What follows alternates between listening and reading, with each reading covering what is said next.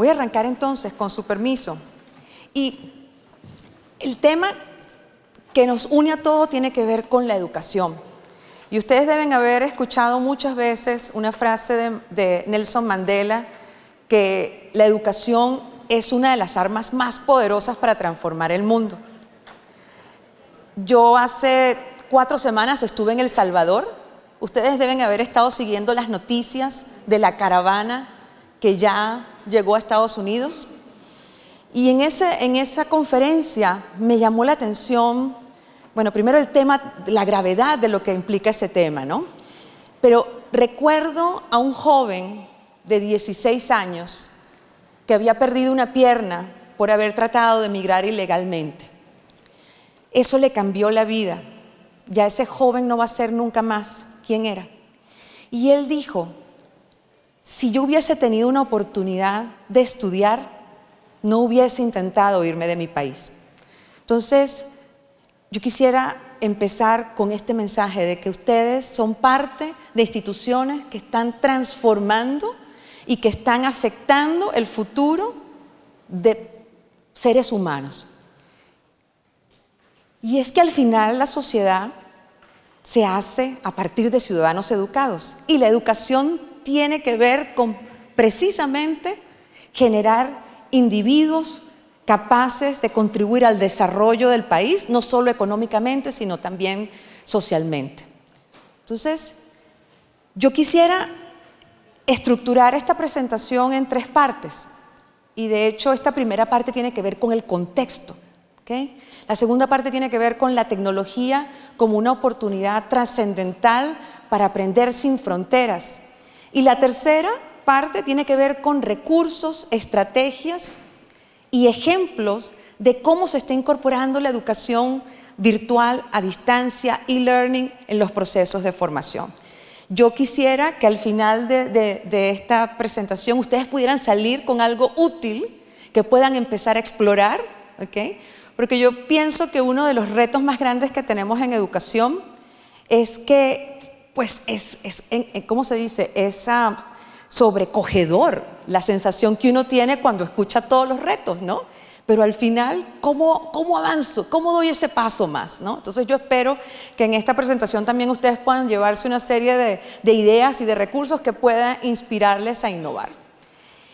En 1990 nos cambió la vida a todos, ¿no? Cuando se inventa la web, ¿verdad? La oportunidad de acceder al conocimiento se hizo disponible al alcance de todos y el Internet, como ya lo hemos hablado durante el día de hoy, generó un momento trascendental en la historia de la humanidad. Entonces, todos de alguna manera hemos sido afectados por eso. Yo no diría que de alguna manera, de todas maneras. Es más, cuando se ponen a pensar hacia 10 años atrás, ¿cómo pudimos haber vivido sin Google? Sin el teléfono inteligente. Además, tengo que hacer un paréntesis acá. La capacidad de concentración de un ser humano es muy poca, muy poca. Son unos minutos. Entonces, yo los tengo por 8 minutos y después los pierdo. Así que entonces ustedes me van a ver bajando, les voy a estar contando un chiste, me les voy a meter en el medio, porque realmente es un acto heroico, ¿no? El que ustedes estén sentados prestando atención por todo un día. Entonces, precisamente el acceso a información de manera ilimitada nos ha cambiado la manera en cómo aprendemos y en cómo enseñamos. Y uno de los elementos más importantes tiene que ver con que ahora ya no se depende del profesor como única fuente de acceso a información. Voy a mostrar un libro que me encanta mostrar en mis presentaciones, El álgebra de Baldor. ¿Quién no estudió con el álgebra de Baldor? Yo le tenía pánico a ese libro. Pero yo tengo que contarles por qué, ¿no? ¿Por qué precisamente traigo a colación eso? Porque en la escuela secundaria, yo me formé, mi educación secundaria y de pregrado fue en Venezuela. Teníamos al profesor de matemáticas que llegaba con el álgebra de Baldor debajo del brazo y aquello era el libro sagrado. Al final, las preguntas del examen salían del álgebra de Baldor. ¿Ah? Entonces, aquello se convirtió como en aquel libro que todos queríamos tener. Y por supuesto había solo una copia. pero siempre había un estudiante, en aquel momento todavía no existía la palabra emprendedor, y siempre había un estudiante que se le ingeniaba, sacaba las copias y vendía las guías. Y por supuesto tenía demanda, entonces uno se las compraba, ¿no? Pero traigo a colación esto porque eso representa, digamos, uno de los cambios más profundos en la manera en cómo enseñamos y en cómo aprendemos. El rol del docente ya no es el que entrega de manera única la información, sino que ahora se convierte en un facilitador de ese proceso. ¿Okay? Entonces, como les decía, yo quisiera estructurar esta presentación y según Alonso tengo como unos 30 minutos, así que le voy a pedir a las personas del equipo que me hagan una seña cuando estén faltando unos 5, por favor. Y básicamente, lo que yo quisiera, no voy a invertir mucho tiempo en el contexto porque ya el día de hoy hemos hablado bastante del contexto, pero sí quisiera destacar algunos aspectos de cara a preparar el terreno para los próximos 2 puntos. Y es que en prácticamente más de una década, casi un poco más de una década, la educación en Latinoamérica se duplicó el acceso a una oportunidad de educación. Y eso representa un nuevo escenario para las universidades públicas, privadas, y principalmente las públicas. Nos toca trabajar con estudiantes en grandes masas, con un presupuesto limitado, siguiendo estándares de acreditación cada vez con mayores demandas. La industria nos pide a un profesional que tiene que ser formado con unas competencias que denominamos blandas y que no entendemos bien exactamente en qué consisten. Entonces, las universidades tienen un escenario realmente desafiante. Eso sin contar con todas las regulaciones y todas las barreras que pueda tener una institución de educación superior a la hora de querer innovar.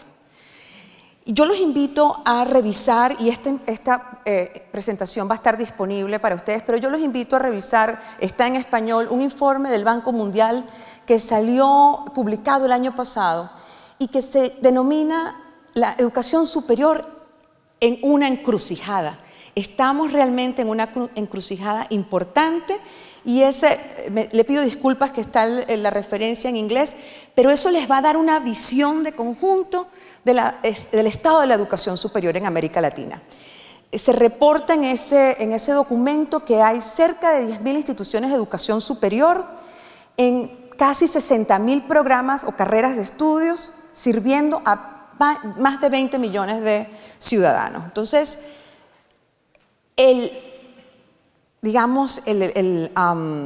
¿cómo digo esto? La misión que tienen ustedes no es cosa menor, ¿no? Y eso lo saben bien.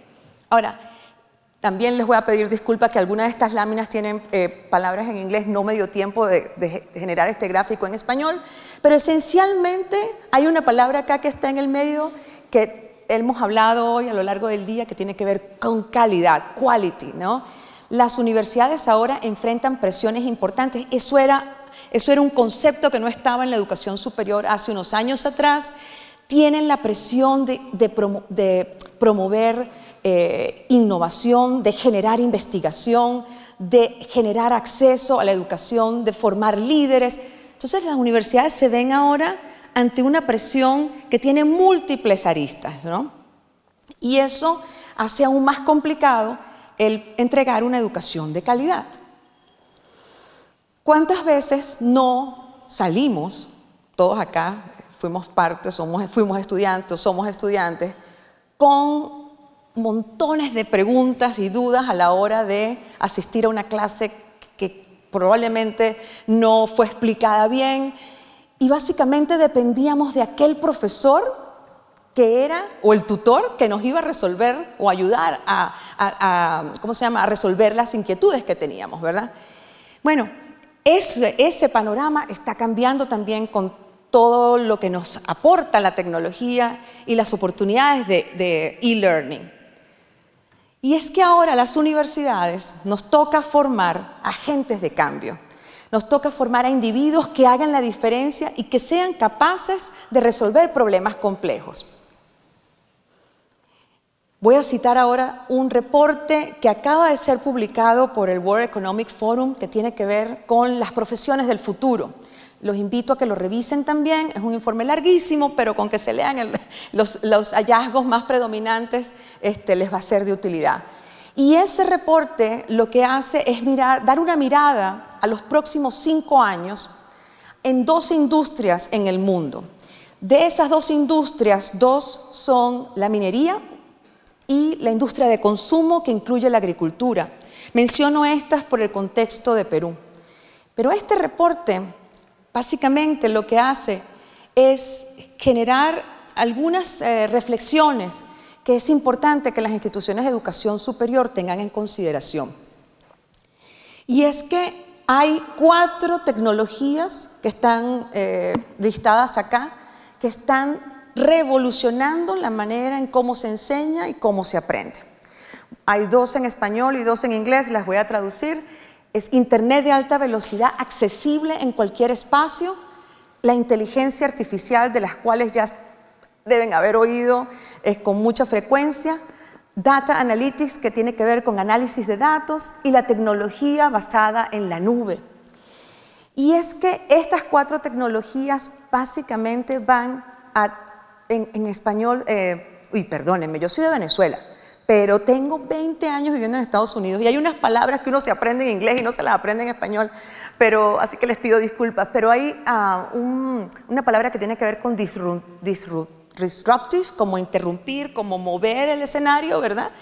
Estas 4 tecnologías precisamente van a cambiar de manera dramática, y ya lo están haciendo, las profesiones. ¿Qué quiere decir esto? Básicamente, según este reporte, en el 2018, en estas 2 industrias, el 71% de las tareas esenciales de esas industrias la ejecutan seres humanos, mientras que un 29% son tareas automatizadas en un sistema o que las ejecuta un robot. En el 2022 se estima que el 58% de esas tareas van a ser ejecutadas por seres humanos, mientras que el 42% va a ser automatizado. Miren, yo que estoy en el mundo de la educación junto con ustedes, en el momento en que yo leí esto, yo me preocupé, pero me preocupé también con optimismo. ¿Y por qué me preocupo? Porque todavía en nuestros países seguimos generando profesiones del pasado. O sea, más contabilidades, contaduría pública, auditores, formando más profesiones del pasado. Y realmente lo que nos toca es repensar las carreras que estamos ofertando de cara a lo que va a ser esencial y lo que va a ser competitivo en el futuro. ¿Cómo hacemos esto? Porque ustedes deben estar pensando, ya va, pero ¿qué hago? ¿Voy a tener que cerrar carreras? ¿Voy a tener que rediseñar carreras? No, ahí es donde entra el tema que mencionaban en el panel anterior, que tiene que ver con conectarse con la industria y entender cuáles son las necesidades de las regiones, de los países, ¿verdad?, en los cuales se encuentra inserto la institución a la que ustedes pertenezcan. Entonces, hay maneras de hacer esto, pero yo sí creo que es un llamado de atención para todos aquellos que estamos en el tema de la educación superior, de que a la vuelta de 4 o 5 años el escenario, el panorama de las profesiones va a ser bastante distinto. Y que los estudiantes que ustedes están formando en este momento, que están sentados probablemente atendiendo a clases, probablemente están aprendiendo algo que no va a ser de completa utilidad a la vuelta de 5 años. ¿Okay? Entonces, por eso es que volvemos al tema que indicaba el ministro al inicio del día, que tiene que ver con formar a ese individuo equipado con las competencias que le permitan aprender para la vida. Y en eso vamos a entrar ahorita en más detalle, porque esto es una palabra que yo me consigo que uno repite mucho, pero se pone a reflexionar muy pocas veces en qué consiste. ¿Okay?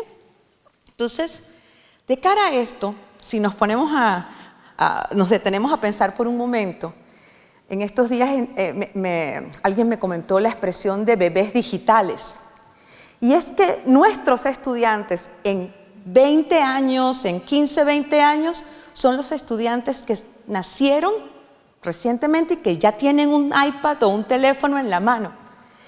Ese joven, ese chico o chica va a tener una manera diferente de operar. Van a procesar la información de manera distinta. Entonces, nosotros como universidades, ¿qué debemos hacer? para irlos preparando para servir de manera mucho más efectiva a ese ser humano que está rodeado de un contexto distinto para aprender y enseñar. ¿Cuántas veces en un aeropuerto uno no ha visto que la mamá está desesperada con ese muchachito y le pone un iPad? Y el niñito usted lo ve, pero aquello es que maneja todas las claves. Entonces uno dice, no, realmente esto es un elemento que uno no puede perder de vista. Ahora bien, pasemos al contexto, ¿verdad? Que yo creo que lo hemos ido digiriendo a lo largo del día y ustedes hacen parte del contexto, y entremos en el tema de la tecnología. Y es que la tecnología nos abre oportunidades para un aprendizaje sin fronteras. Y es que las universidades, el concepto de universidad, digamos 3.0, porque ya no es ni siquiera 2.0, es una universidad sin fronteras. ¿Qué universidad en este momento no está hablando de la internacionalización? En el mundo, toda universidad en este momento tiene la agenda de internacionalización como parte central de su estrategia. Entonces, la tecnología nos brinda una oportunidad trascendental para transformar, para enriquecer y potenciar la educación. Ahora bien, voy a hacer en inglés se llama como un disclosure, cuando uno revela, yo voy a dejar sobre la mesa que yo no soy experta en tecnología. Mi experticia, yo tengo 30 años prácticamente trabajando en crear ambientes innovadores de aprendizaje, pero no soy experta en tecnología. Así que si hay algún tecnólogo acá, por favor levante la mano, que yo seguro le voy a pedir que me ayude. Sin embargo, en preparación a esta presentación, pero además como parte del trabajo que hacemos en LASPAO alrededor de promover innovación, es que hemos puesto toda esta información que estoy compartiendo con ustedes.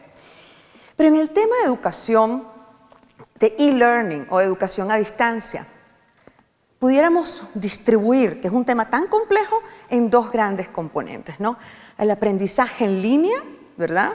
Asincrónico o sincrónico, es decir, lo hacemos en vivo y yo tengo a alguien que me está dictando una videoconferencia y tengo oportunidad de actuar, eso es sincrónico. Y asincrónico, un video que se coloca dentro de unos módulos y que la persona no necesariamente tiene que estar en tiempo real. Y el aprendizaje híbrido, ¿verdad?, que integra sesiones en línea, donde se incorpora la tecnología con sesiones presenciales. ¿Okay?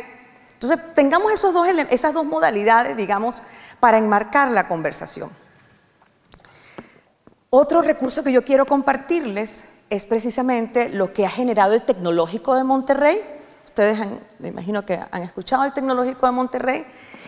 Ellos tienen un observatorio de innovación en educación.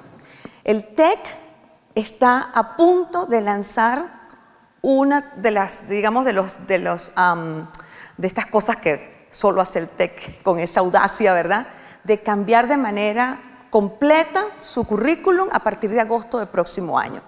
Ellos llevan trabajando desde hace varios años en algo que se llama TEC 21. Ellos han transformado sus espacios de aprendizaje, han transformado su currículum. Claro, pero dentro del ADN del TEC de Monterrey está su vínculo con la industria desde el momento que se origina.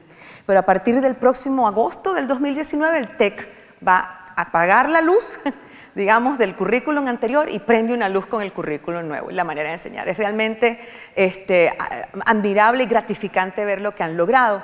Y esta lámina que les comparto es un compendio que salió publicado en el Observatorio de Innovación Educativa en una publicación que se llama EduTrend.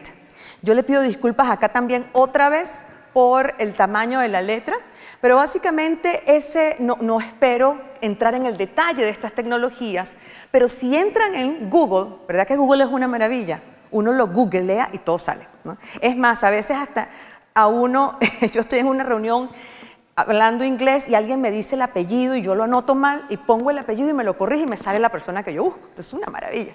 Entonces, si ustedes googlean EduTrend 2017 Tecnológico de Monterrey, le va a salir un compendio de 19 tecnologías que son incorporadas, que pueden ser incorporadas y que actualmente son incorporadas en la educación. Y eso va desde aprendizaje con teléfonos móviles, aprendizaje, ustedes tienen ustedes conocen el reloj, el iWatch, ¿cómo se llama? Sí, iWatch. A mí no me gusta, Yo soy ahí lo más tradicional, yo tengo mi relojito viejito, pero el caso es que ya el iWatch se está incorporando a los procesos de aprendizaje. Todo lo que se llama teletransportación. De hecho, hay instituciones ya que si, por ejemplo, yo no hubiese venido, proyectan una imagen tamaño real, que no es que soy muy grande tampoco, ¿verdad? Y pareciera que estaría yo en vivo desde donde esté y les estaría hablando a ustedes. Entonces, esto es solo una muestra, ¿no? Pero hay 19 tecnologías, al menos en este compendio, que yo los invito a revisar, está en español, pero que además eso dice del abanico de oportunidades que tenemos. Ahora bien, yo voy a entrar, vamos a meterle un poco el microscopio a las MOOCs, y ustedes deben haber escuchado de las MOOCs, y MOOC significa Massive Online, Open Online Courses, cursos de acceso masivo abiertos al público. Miren, MIT es una de las instituciones, digamos, que ha generado pues, avances extraordinarios para la humanidad. Pero uno de los más importantes tiene que ver con la democratización del conocimiento. Que cuando MIT abre a través del Open Course, que si ustedes también googlean Open Course MIT, ustedes van a poder conseguir prácticamente cualquier curso de MIT, van a poder conseguir el contenido, el syllabus, las presentaciones, las asignaciones, y no solamente lo van a conseguir en inglés, lo van a conseguir por lo menos en 4 o 5 idiomas, incluyendo español. Entonces, eso nos abre la puerta de acceso al conocimiento de una manera extraordinaria, y precisamente cuando se empieza todo este movimiento de las MOOCs, ¿verdad?, también es otra muestra de democratización del conocimiento. Una de las ventajas, digamos, más maravillosas que en mi opinión tiene este tipo de tecnologías es precisamente que independientemente de la ubicación geográfica o de edad o de distingo socioeconómico, solo con tener una buena conexión de internet y tener el link apropiado, usted puede recibir una clase de un profesor al que usted ha admirado toda la vida. Y ese profesor va a estar hasta en capacidad a veces de responder a sus preguntas, ¿no? Entonces eso para alguien que es un learner, alguien que tiene pasión por aprender, creo que no tiene valor, ¿no? Y lo que precisamente, y con esto pues haciendo un poco digamos, de agradecimiento por poder estar una vez más acá en Perú, escogí esta lámina, pero precisamente lo que hace es que el salón de clases ya no tiene que ser en un espacio con sillas y mesas y con un espacio físico. El salón de clases ahora viaja en el iPad, en el teléfono, siempre y cuando haya una buena conexión de internet. Entonces, eso nos representa una oportunidad invaluable, ¿verdad?, para quienes estamos en el tema de la educación. Acá lo que quisiera es darles una muestra de las diferentes plataformas de aprendizaje masivo que existen. Pues yo, por ser parte de Harvard, edX la conocemos con bastante detalle, pero en esencia todas siguen un modelo de ofrecer cursos con certificación. Si usted quiere tener, la mayoría son sin costo alguno. Si usted quiere tener una certificación, hay un costo menor que pagar. Pero al final, esto es de nuevo, lo que muestra es el abanico de oportunidades que existe. ¿Y por qué estoy haciendo énfasis en el tema de los cursos de acceso masivo?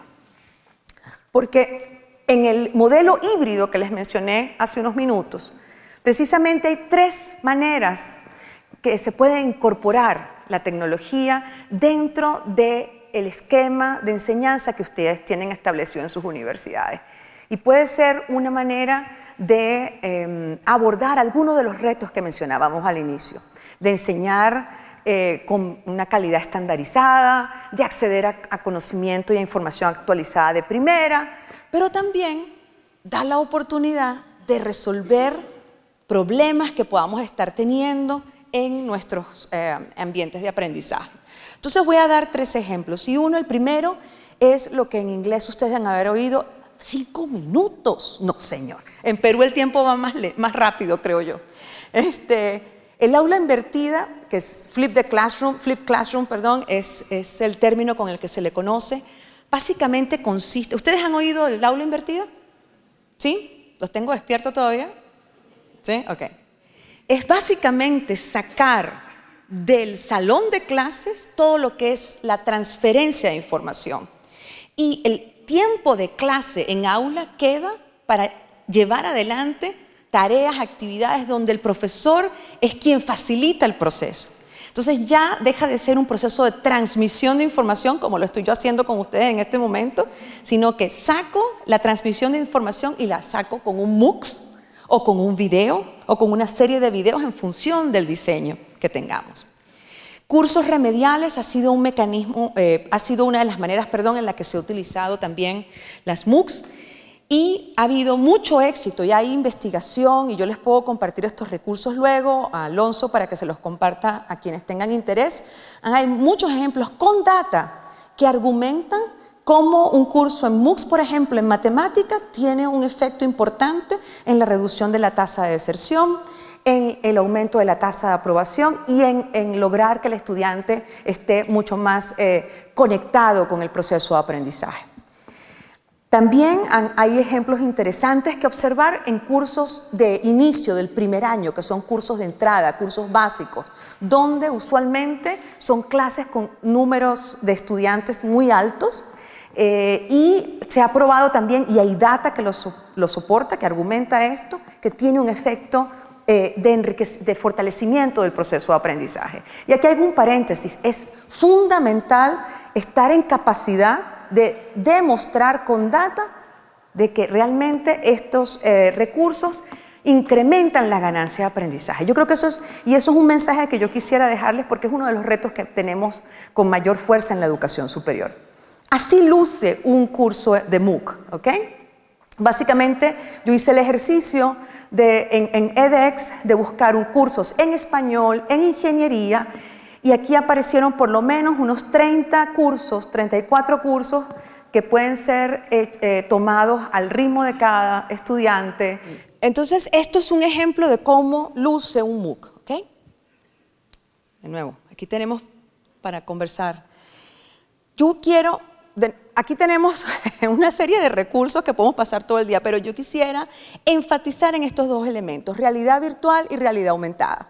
Dentro del compendio de las 19 tecnologías que les mencioné, estos son dos de las modalidades de aprendizaje a distancia también, o de las tecnologías, perdón, no modalidad, de las tecnologías. Y básicamente, ¿por qué quiero destacarlo? Es porque uno de los elementos que hemos aprendido en cómo promover un aprendizaje significativo tiene que ver con crear oportunidades relevantes de aprendizaje para ese estudiante.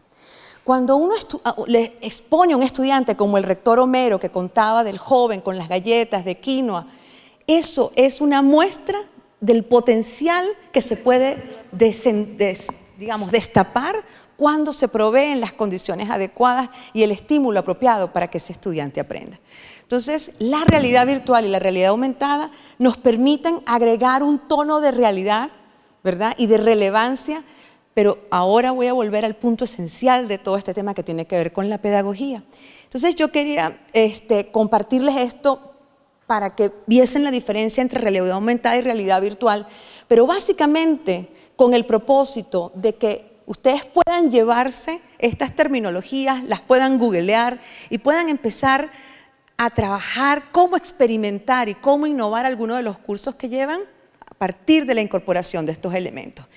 La realidad aumentada le genera a quien participa de ella la oportunidad de sentirse parte del entorno y le agrega un elemento, digamos, de atracción que no es que es garantía de un mejor aprendizaje. Ojo, yo quiero ser muy clara con eso, porque todos estos elementos también tienen unas inversiones de costos que no es que no se pueda hacer, pero hay que pensar que esta no es la solución a todos los problemas que tenemos, pero realmente es un elemento que podemos incorporar de cara a preparar a ese estudiante en competencias y de cara a generar ambientes estimulantes de aprendizaje.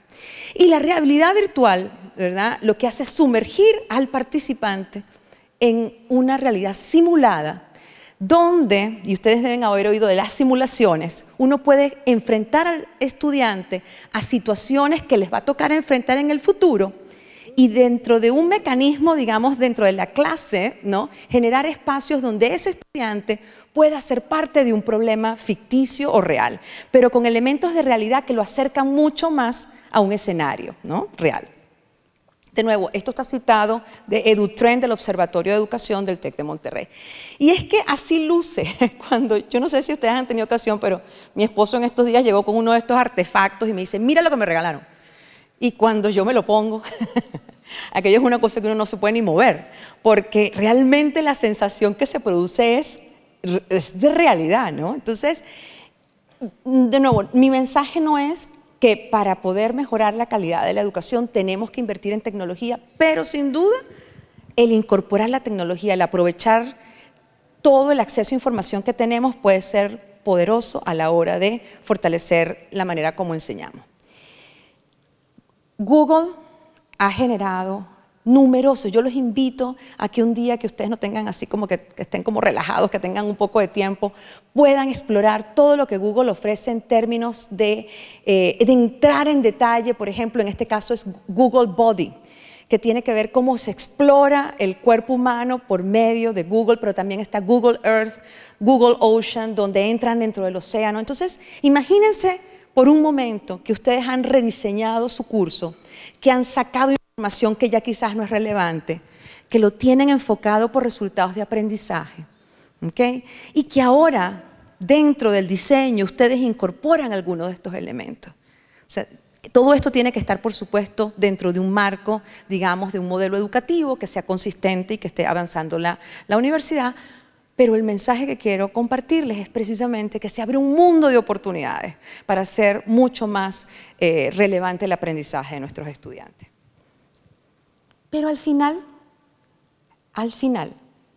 del camino, la pedagogía es el elemento fundamental y la inversión en formar a nuestros docentes para articular y potenciar todo lo que le acabo de compartir. Y eso tiene que ver con revisar desde el diseño del sílabus, determinar por qué enseño lo que enseño y para qué lo enseño, qué competencias quiero yo desarrollar si enseño, por ejemplo, introducción a la biología, cómo enseño las competencias genéricas que deben ir a lo largo del currículum, ¿verdad?, tales como negociación, trabajo en equipo, ética. Entonces, toca invertir y darle el espacio al docente para que se siente a pensar, por supuesto con el marco del modelo educativo que corresponda, en cómo generar un ambiente mucho más efectivo de aprendizaje. Miren, yo he tenido cantidades de experiencias en muchos países, afortunadamente, y siempre me llegan, es que los profesores son difíciles, es que no quieren cambiar, y yo tengo ejemplos muy concretos de que si se presentan las condiciones favorables para el cambio, el profesor no solo lo intenta, sino que se entusiasma y lo lleva adelante. Entonces, no se trata de una resistencia al cambio simplemente por resistirse, sino que cuando ustedes se ponen a reflexionar en lo que yo les he compartido, se trata de que el profesor, la realidad es que nuestros profesores, nosotros, a menos que hayamos ido a una escuela de educación o hayamos tomado un curso especial, no hemos sido formados para enseñar. Esa es la realidad. Y es nuestra responsabilidad como universidad, si hablamos de calidad, de precisamente equipar a ese cuerpo docente, pero no se trata solamente de equiparlo en términos de formación, sino también de generar las condiciones para que lo ponga en práctica. No es que no haya capacitación. ¿A cuántas capacitaciones no deben haber ido muchísimos de ustedes? Mire, yo les tengo un profundo respeto a los académicos, van a los sábados, los domingos, hacen cursos, toman, pero ya va. ¿Cómo llevamos eso al aula? ¿Y cómo medimos y sabemos que realmente lo que estamos implementando tiene un efecto? Entonces, al final del camino, la pedagogía y la capacidad de generar ambientes estimulantes de aprendizaje es lo que cuenta. Estrategias, ejemplo, esto lo voy a decir yo en un minuto, pero después me dijeron que tenemos el panel, entonces ahí puedo responder algunas de las preguntas alrededor de esto. Pero en términos de estrategia, yo quiero invitarlos a considerar 5, ¿no? Y una es un benchmark. A la hora de determinar, de formular políticas, de tomar decisiones de cómo embarcarse en el proceso de incorporar e-learning en nuestros procesos de enseñanza, démosle una mirada a quién lo está haciendo mejor, a quién lo está haciendo bien y que ha tenido resultados que demuestran que realmente eso es una estrategia apropiada.